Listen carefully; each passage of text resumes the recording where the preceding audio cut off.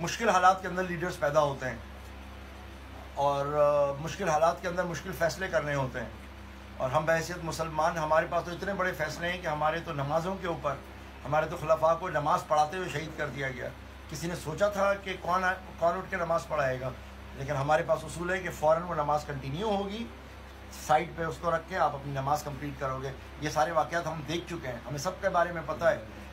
जिस दिन ऐसा कोई खुदा न खास्ता अल्लाह ना करे ऐसा कोई वाक़या होता है तो आपको लीडर्स भी नज़र आ जाएंगे, लोग भी नज़र आ जाएंगे, हालात खुद ऐसे लीडर पैदा कर देगी।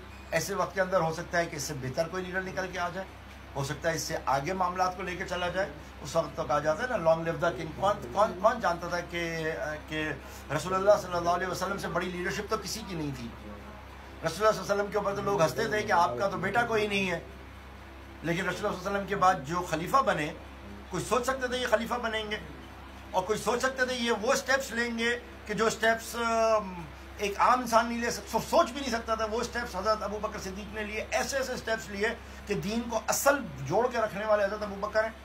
फिर कोई सोच सकता था कि इसके बाद हज़रत उमर आएंगे, फिर कोई सोच सकता था कि हज़रत उस्मान आएंगे, कोई सोच सकता था कि हज़रत अली आएंगे। किसी को नहीं मालूम था ये बात।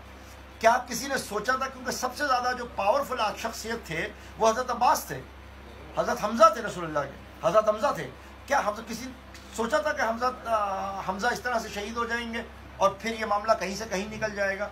तो देखिए, मुश्किल हालात में लीडरशिप उठती है और वही असल लीडर होता है जो इस पूरे वाक़े के बाद एक लीडर उठेगा और वो इस खून को सही तरीके से आगे लेके चलेगा, इस नज़रिए को सही तरीके से आगे लेके चलेगा। हो सकता है वो इमरान खान से ज़्यादा बेहतर अंदाज के ऊपर लेके जा रहा हो सकता है उसका विजन और ज़्यादा क्लियर हो सकता है उसको और ज़्यादा अनडिस्प्यूटेड पर्सनैलिटी के तौर के ऊपर सामने आ जाए।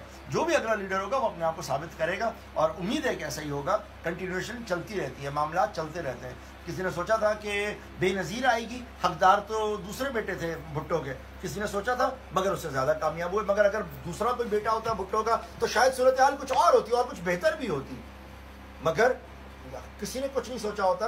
यही तो लीडरशिप है कि जो वो अचानक निकल के बाहर आती है।